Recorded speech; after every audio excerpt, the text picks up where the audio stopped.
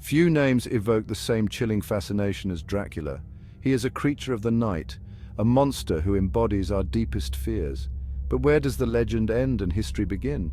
Join us as we embark on a journey into the heart of Transylvania. We will explore the dark secrets behind one of literature's most enduring figures. Prepare yourself for a descent into a world of shadows, blood, and the undead. Our exploration will take us back centuries. We will delve into the historical reality that fueled the myth. Get ready to encounter Vlad the Impaler, the ruthless warlord whose name became synonymous with cruelty. His reign of terror left an unforgettable mark on the region. It continues to fascinate and horrify.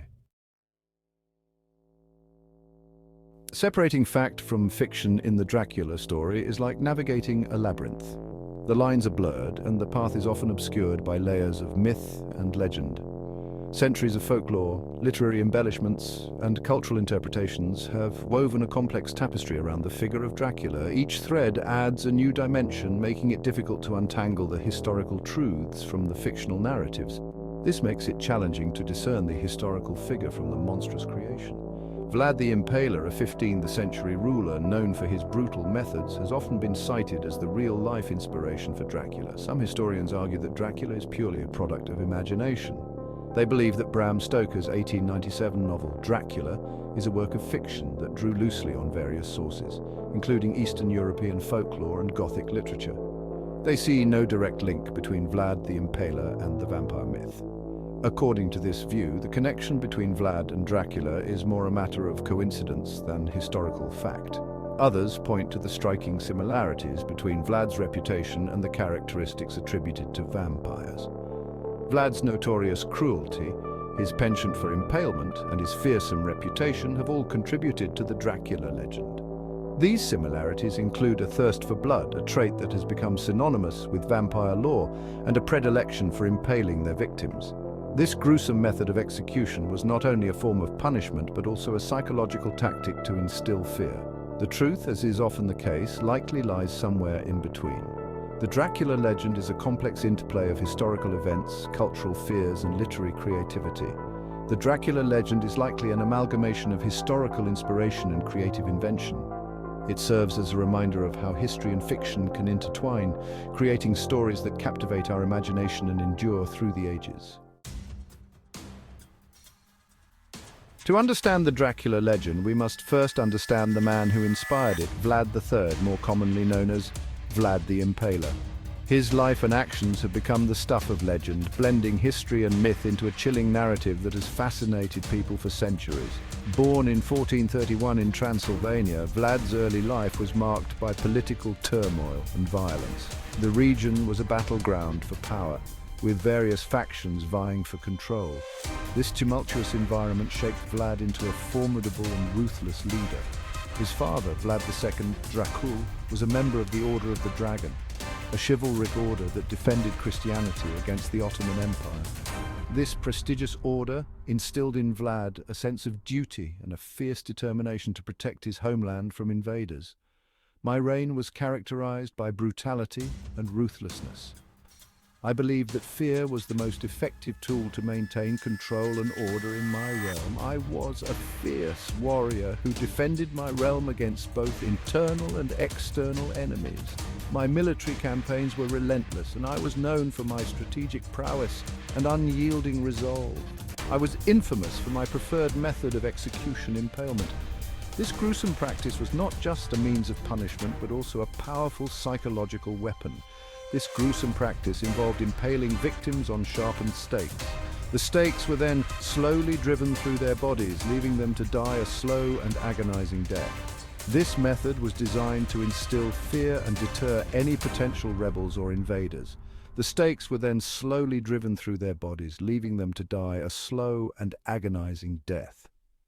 The sight of impaled bodies lining the road served as a grim reminder of the consequences of defiance. My cruelty was not limited to my enemies. I was also known to punish my own subjects severely for even minor offenses. This harsh justice system ensured that order was maintained, but it also earned me a reputation as a tyrant Despite my brutal methods, I saw myself as a protector of my people and my land. My castle, perched high in the Carpathian Mountains, was both a fortress and a symbol of my unyielding power. Over the centuries, my legacy has been both vilified and romanticized. While some view me as a monstrous tyrant, others see me as a national hero who stood against overwhelming odds to defend his homeland. Today, the legend of Vlad the Impaler continues to captivate the imagination.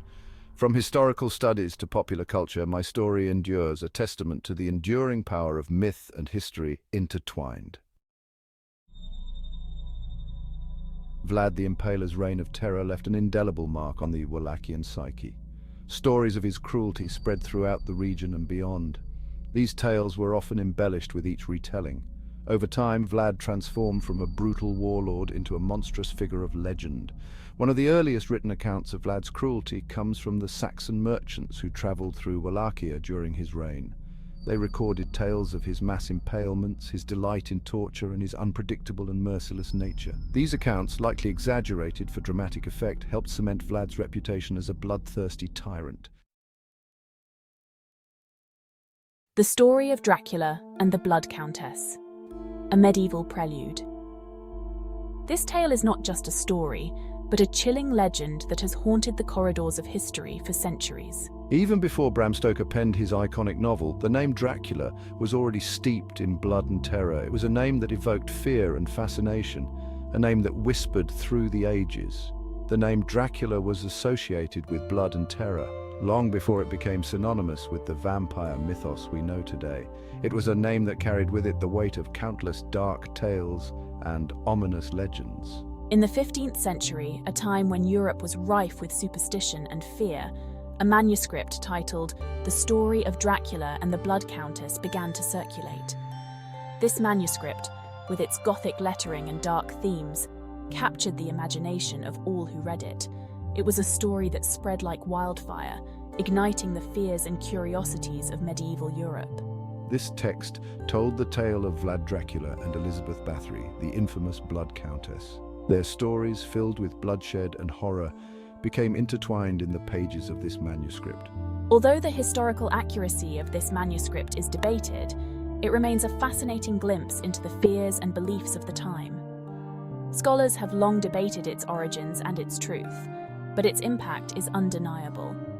It illustrates the growing legend surrounding Vlad the Impaler, a figure who has become almost mythical in his brutality. His reputation for cruelty and bloodlust was cemented in these ancient texts. The manuscript portrays him as a ruthless ruler with a taste for blood, a depiction that has only grown more monstrous with time. His actions, whether exaggerated or true, have left an indelible mark on history, further blurring the lines between historical figure and fictional monster. The manuscript weaves a tale that is both terrifying and captivating. It is a story that has endured, evolving with each retelling. The Blood Countess, a Hungarian noblewoman accused of murdering hundreds of young women to bathe in their blood, adds another layer of horror to the narrative. Her story is one of madness and cruelty, a dark mirror to Vlad's own tale. The eerie atmosphere of her castle, the chilling tales of her deeds, all contribute to a narrative that is as horrifying as it is fascinating. It is a story that has captivated and horrified in equal measure. And while there is no evidence that Vlad and Elizabeth ever met, their association in this manuscript further solidified the link between the Dracula name and bloodthirsty villainy. It is a connection that has persisted through the centuries. Their stories, though separate, have become intertwined in the annals of history, creating a legacy of fear and fascination that continues to this day. The manuscript, with its Gothic designs and dark themes, remains a testament to the enduring power of these legends. Bram Stoker's Dracula, a Gothic masterpiece. In 1897, Irish author Bram Stoker unleashed his Gothic masterpiece, Dracula, upon the world. Drawing upon existing folklore, historical accounts of Vlad the Impaler, and his own vivid imagination, Stoker crafted a vampire tale that would captivate readers for generations to come. Stoker's Dracula was more than just a bloodthirsty monster. He was a complex and alluring figure. He possessed a dark charisma and a seductive power that made him both terrifying and strangely attractive. Stoker's novel tapped into Victorian anxieties about sexuality, disease, and the intrusion of foreign influences. It provided a chilling allegory for the fears and desires of the era. Dracula's Legacy, a cultural icon. Since its publication, Stoker's Dracula has never been out of print. It has been adapted countless times for stage, screen, and other media. The image of Dracula, with his pale skin, sharp fangs, and hypnotic gaze, has become an instantly recognizable icon of popular culture. From Bela Lugosi's iconic portrayal in the 1931 film to Christopher Lee's chilling performance in the Hammer horror films, Dracula has been embodied by some of cinema's greatest actors. The legend has also inspired countless other works of fiction, music, and art, solidifying its place in the global cultural landscape. Conclusion: the enduring allure of Dracula. The story of Dracula is a testament to the enduring power of myth and legend. From the historical figure of Vlad the Impaler to the fictional creation of Bram Stoker, Dracula has evolved over centuries, taking on new forms and meanings. He represents our deepest fears and darkest desires, reminding us that even in a modern world, some primal instincts never truly die. The enduring allure of Dracula lies in his ability to tap into our collective unconscious. He is a reminder that darkness exists within us all. His story continues to fascinate and terrify us, proving that some legends never truly die. A call to exploration, unraveling more mysteries. Our journey into the dark heart of the Dracula legend ends here, but the quest for knowledge never truly ends. Countless mysteries remain, waiting to be unraveled. What other historical figures have inspired enduring myths and legends? How do these stories reflect the fears and anxieties of their time? The world is full of enigmas and wonders just waiting to be discovered. So, dear reader, I urge you to continue exploring, to delve into the shadows, and to never stop questioning the world around you.